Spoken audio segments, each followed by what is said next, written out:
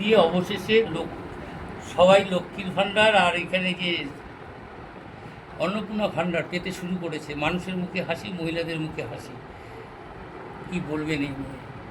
এত নিন্দুক করছিল, এই হচ্ছে সেই 11 পাতা 12 পাতা, তা অবশেষে টাকা পাওয়া শুরু হয়ে গেল মহিলাদের। এই সরকার মানে বিজেপি সরকার, তারা সারা ভারতবর্ষে এবং অন্যান্য রাজ্যে মানুষের জন্য কাজ করেছে। যারা মানুষের জন্য কাজ করে না, ভোট চুরি করে, তারা নানান জায়গাতে নানান নিন্দাসূচক কথাবার্তা বলে। এমনকি আপনারা দেখেছেন যে এই বিজেপি সরকার আসলে নাকি মাছ খাওয়া বন্ধ হয়ে গেছে, এরকম মিথ্যে কথা বলেছে। নো ভোট টু বিজেপি, এবার হলো তারাই তো ছিটছে সেই সমস্ত পোস্টার। বিজেপি সরকার মানুষের পাশে আছে, মানুষের পাশে থাকবে।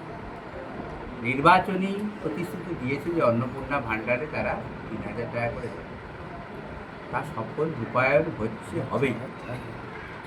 আমি বারবার বলেছি যে পৃথিবীর কোনো শক্তির ক্ষমতা নেই যেখানে জনতা জনার্দন সঙ্গে থাকে সেই সরকারকে সরকারে, সেই দলকে সরকারে আসা থেকে বাঁচাবে। প্রথম থেকে আপনি বলে আসছিলেন শুধু অপেক্ষা।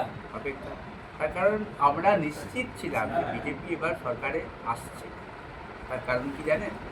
মানুষের মুখের ভাষা পড়ে নিতে, মানুষের মনস্তত্ত্ব জানতে।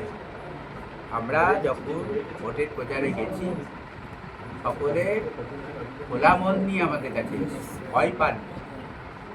তার কারণ বিজেপি সারা দেশে কোথাও ধমকানি চমকানি দিয়ে রাজনীতি করে না, শাসকের চেয়ারে বসে না। তো এরকম একটা দল সম্পর্কে যত বেশি মানুষ দ্রুত জানবে ততই ভালো।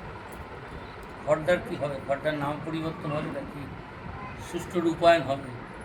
এবং খর্দা একটা ঐতিহাসিক আধ্যাত্মিক শহর। শুধু খর্দা নয়, খর্দার যে প্রতিবেশী যে জনপদ পানিহাটি, পানিহাটি আর খর্দা একটা যুগ্ম জনপদ। তো আপনারা দেখেছেন সোদপুর গাছ, সোদপুর যে কোন শব্দ থেকে তার উৎপত্তি, সে বিষয়ে খুব বেশি জানা যায় না, ঐতিহ্যও নেই। কিন্তু পানিহাটি এই নামটা খুব প্রাচীন। শ্রী চৈতন্য সমসাময়িক তারও আগে থেকে মঙ্গল কাব্য পাওয়া যায়। তো 550 বছর আগে কম করে যে শহরের অস্তিত্ব ছিল, যে জনপদের অস্তিত্ব ছিল, ইতিহাস গ্রন্থগুলোতে পাওয়া যায়, চৈতন্য জীবনী গ্রন্থগুলোতে পাওয়া যায়, সেই নামটি থাকা উচিত। আমার তো মনে হয় যেহেতু খর্দা বিধানসভা ক্ষেত্রের মধ্যে পানিহাটি মিউনিসিপ্যালিটির বেশ কিছু ওয়ার্ড আছে, তো আমারও সোদপুর নিয়ে কিছু বলার আছে, বলতে পারি। সেই অধিকারে বলতে চাই যে সোদপুরের নামটা পানিহাটি হওয়া স্টেশনের নাম। একইভাবে খর্দ নামটাকে আমরা করছি না, রিমুভ করছি না, কিন্তু খর্দার আগে শ্রীপাঠ হচ্ছে একটা বৈষ্ণবীয় পরিভাষা। এখন সত্যিই তো এটা বৈষ্ণব সংস্কৃতির অন্যতম পীঠস্থান। তাহলে শ্রীপাঠ খর্দহ আর ওইদিকে যদি পানিহাটি হয় এই যুগ্ম জনপদে, তাহলে আমাদের একটা সুবিধেও আছে। কী সুবিধে? আমরা তো বলেছি যে এই দুটো জনপদকে কেন্দ্র করে টেম্পল ট্যুরিজম, মন্দির পর্যটন ব্যবস্থা গড়ে উঠবে।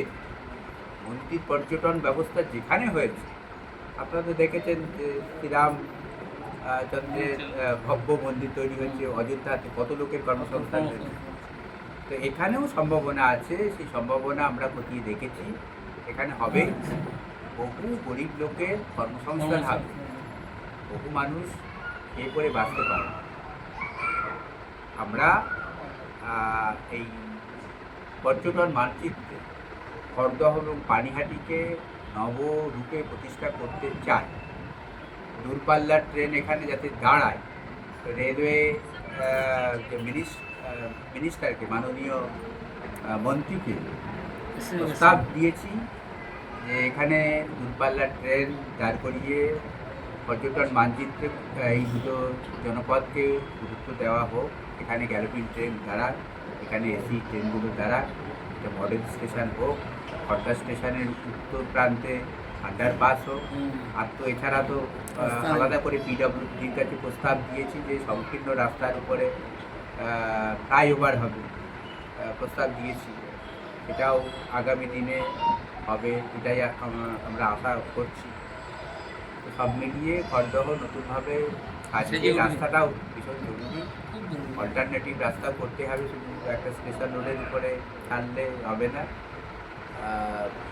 আমাদের যে খড়দা থানা পিটি রোড থেকে যে খালটা এসছে গঙ্গা থেকে মানে শুরু হয়ে যে খালটা খড়দা রগড়ার মধ্যে দিয়ে গ্রামীণ খড়দাতে প্রবেশ করেছে, তো এর উপরেও পিলার করে যাতে রাস্তা হতে পারে, অথচ নাব্যতা যাতে আর কি বজায় থাকে, সংস্কার হয় খালে, সেগুলো আমরা ভাবছি। সব মিলিয়ে নতুন খড়দা করবার জন্য এগুলো আপনি যেটা বলছেন সিপাট খড়দা, আমার মনে হয় মানুষ এটা গ্রহণ করবে। সিপাটের মধ্যে আপত্তির কোনো কিছু নেই। আর তাছাড়া তো সত্যিই বৈষ্ণব সিপাটই পড়ে, সিপাট খড়দা আপত্তি করবে। Thank you.